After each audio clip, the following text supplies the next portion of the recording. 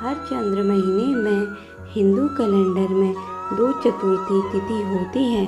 हिंदू शास्त्रों के अनुसार चतुर्थी तिथि भगवान गणेश से संबंधित होती है।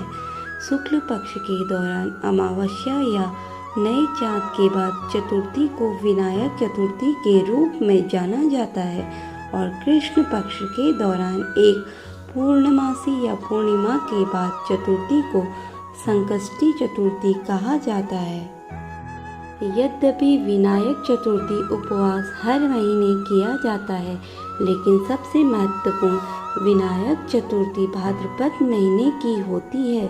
भाद्रपद के दौरान विनायक चतुर्थी गणेश चतुर्थी के रूप में मनाई जाती है। किसी भी पूजा के पूर्व गणेश जी का पूजन एवं आरती की जाती है, तभी कोई पूजा सफल मानी जाती है। गणेश चतुर्थी को संकटा चतुर्थी भी कहा जाता है। इसे करने से लोगों के संकट दूर होते हैं। चतुर्थी या विनायक चतुर्थी व्रत पूजा विधि। भाद्रपद की गणेश चतुर्थी में सर्वप्रथम पंचांग में मुहूर्त देखकर गणेश जी की स्थापना की जाती है। सबसे पहले एक ईशान कोण में स्वच्छ जगह पर रंगोली डाली जाती है, जिसे चौक पूर्णा कहते हैं। चतुर्थी तिथि के दिन सुबह उठकर स्नान व ध्यान करने के बाद सूर्य को जल चढ़ाएं और फिर हाथ में चावल व जल लेकर व्रत का संकल्प करें। इसके बाद घर के मंदिर की पूजा करें और फिर एक चौकी पर लाल कपड़ा बिछाकर गणेश जी की प्रतिमा तथा तस्वीर स्थापित करें। इसके साथ एक पान पर ₹1.25 रख कर पूजा की सुपारी रखी जाती है।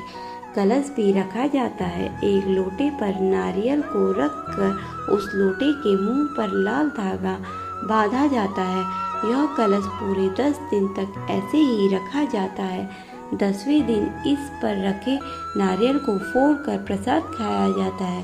सबसे पहले कलश की पूजा की जाती है, जिसमें जल, कुमकुम, चावल चढ़ाकर पुष्प अर्पित किए जाते हैं। कलश के बाद गणेश देवता की पूजा की जाती है। उन्हें भी जल चढ़ाकर वस्त्र पहनाए जाते हैं। फिर कुमकुम एवं जल चढ़ाकर पुष्प समर्पित किए जाते हैं। गणेश जी को मुख्य रूप से दूबा चढ़ाई जाती है। इसके बाद भोग लगाया जाता है। गणेश जी को मोदक प्रिय हैं। फिर सभी परिवार के जनों के द्वारा आरती की जाती है। इसके बाद गंगाजल से चारों ओर छिड़काव करने के बाद देसी घी का दीपक जला के आरती करें, तो इसके बाद प्रसाद वितरित किया जाता है।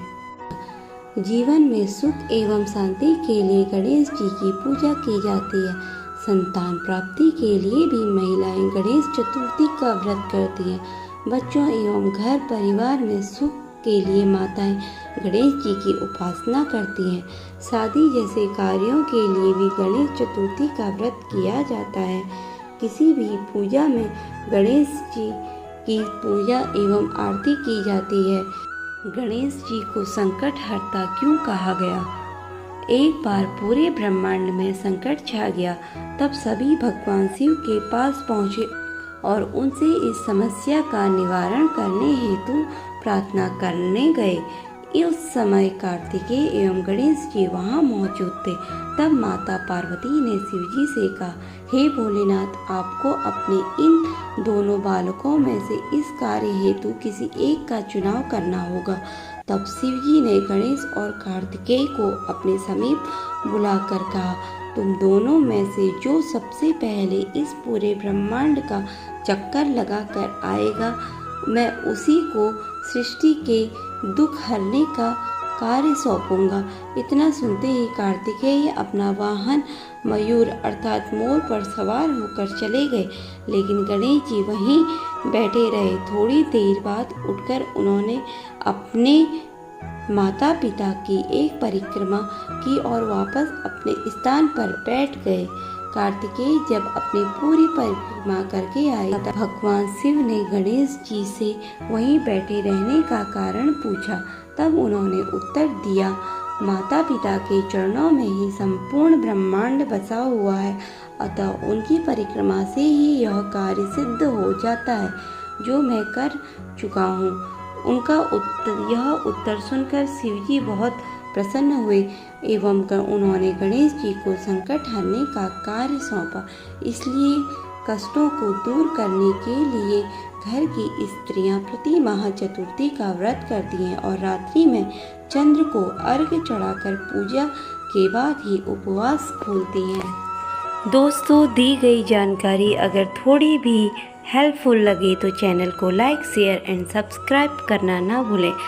इस संकट गणेश जी आपके सारे दुख हरे। बोलो गणपति बाप्पा मोरया, मंगल मूर्ति मोरया।